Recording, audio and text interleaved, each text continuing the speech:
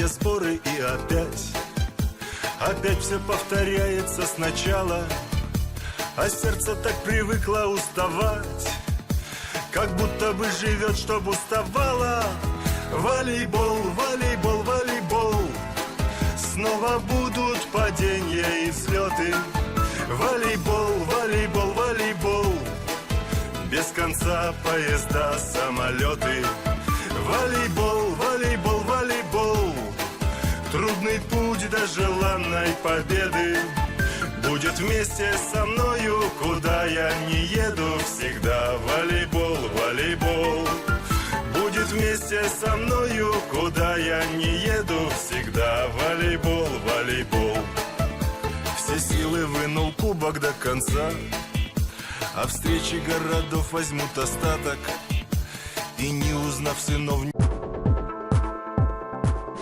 You have 12 seconds in between each serve, so when you get back to the end line, whether you're serving from the right side, the middle, or every time I lift it up. Now we're ready to serve. So I'm going to back up. I have 12 seconds in between when the ref blows the whistle. I'm going to set up, comfortable position, right leg bearing most of my weight, hands in ready position. I'm going to lift the ball, weight's going to come forward, and I'm going to contact it, watching my hand hit the ball, following through with my weight transferring to my left foot. I'm going to contact the ball and stop my hand. For the float serve, that's going to cause the movement, like the knuckleball movement.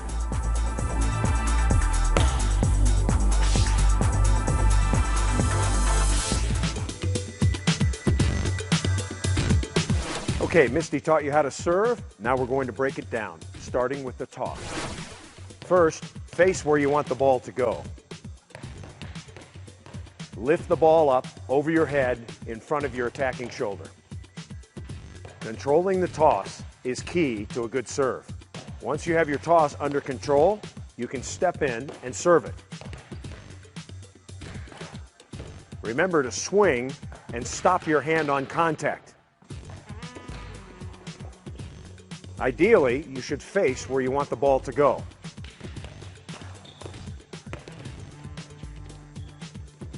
If you want to serve it harder, transfer your weight from your back foot to your front foot harder. Normally, you start close to the net. The better you get as a server, you can back up. If you can, you would like to contact the ball in the center with a hard contact in order to get that knuckleball effect and get movement on the ball.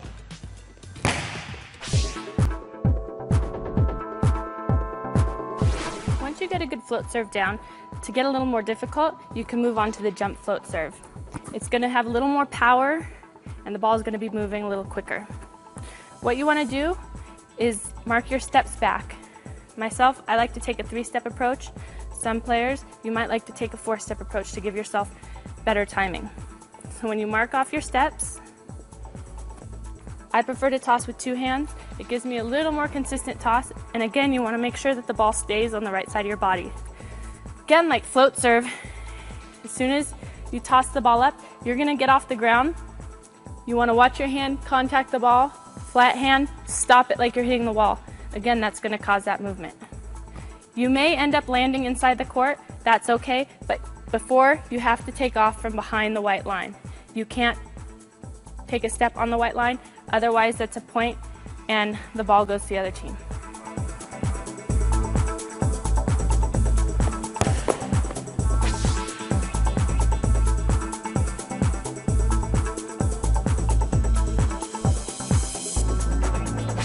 Two-hand toss is the easiest toss. It's going to give you a little more consistency. Some players may prefer to toss with 1 hand, right hand or left hand, but I prefer to toss with 2 hands. It gives me a little more consistent toss, and again, I want to keep it in front of my right shoulder.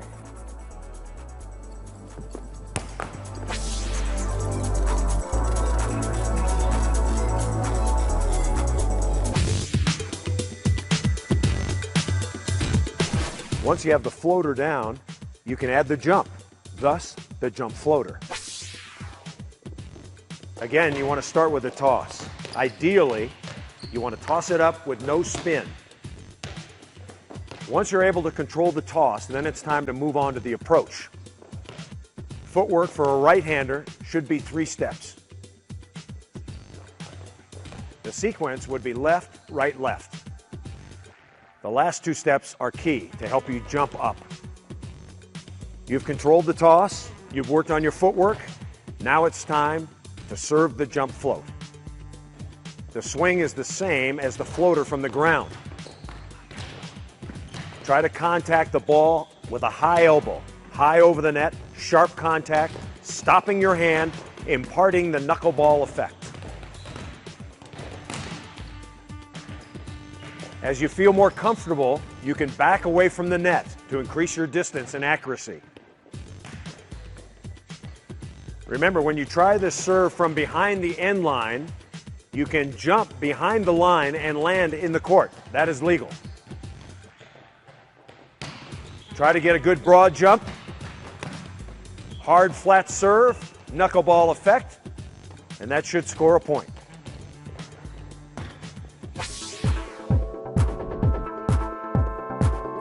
Now for the third option in serves. We've already talked about the float, jump float. Now the most powerful serve used today, the jump serve. A lot of the top men and women, both internationally and domestically, use the jump serve, and it can be a very effective serve once you get it down. Like the jump float, you're also going to take a 3-step or a 4-step approach.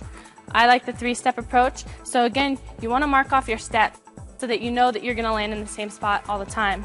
From here, my weight is on the right side.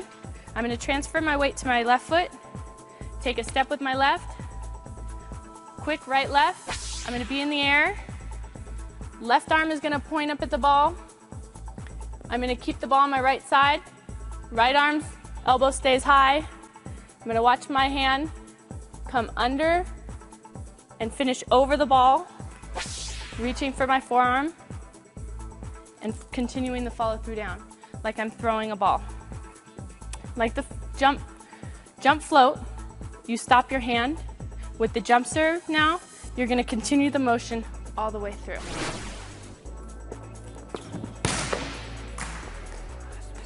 Again, what I want to concentrate on is that I'm not moving while I toss the ball. Give yourself time in case you do make a mistake with the toss, that you're not leaving too early.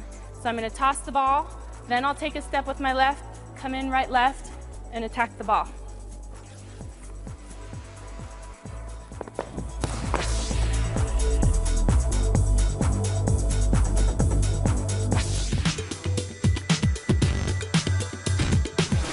Misty May's got a heck of a jump serve, don't you think? Now, how do you learn it? Let's take you through a succession of drills. First up is the toss. You start on the ground, flip the ball up in the air like an attack, swing and try to impart heavy topspin. First thing you want to practice when you're working on a jump serve is the arm swing. You toss the ball up with reverse rotation, and the arm swing is much like a spike. Reach high.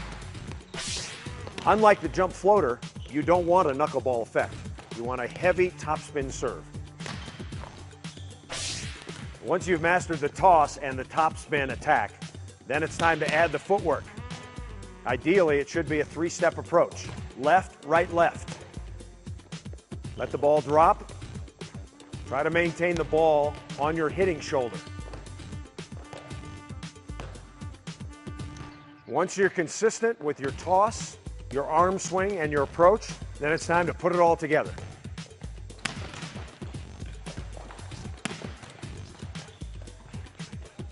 Once again, the footwork for right-handers is a quick left, right, left.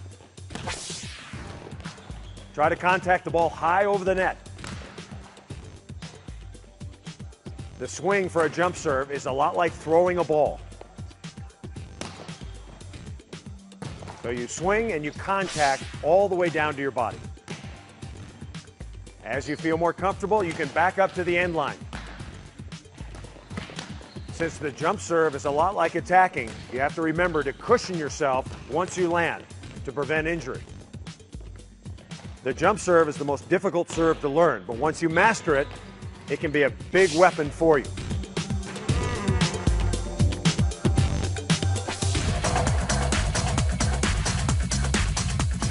To recap, there are three types of volleyball serves: the floater, the jump floater, and the jump serve.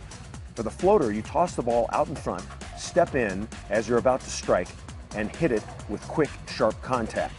You want as little rotation as possible. For the jump floater, the toss is farther out, and your approach should be consistent. For a powerful topspin jump serve, flick your wrist on the toss to give it topspin. Then you strike the volleyball with more power and more contact, breaking your wrist and elbow to create spin. The serve is not usually an advantage in volleyball, but if you have a good one, it makes attacking harder for the other team.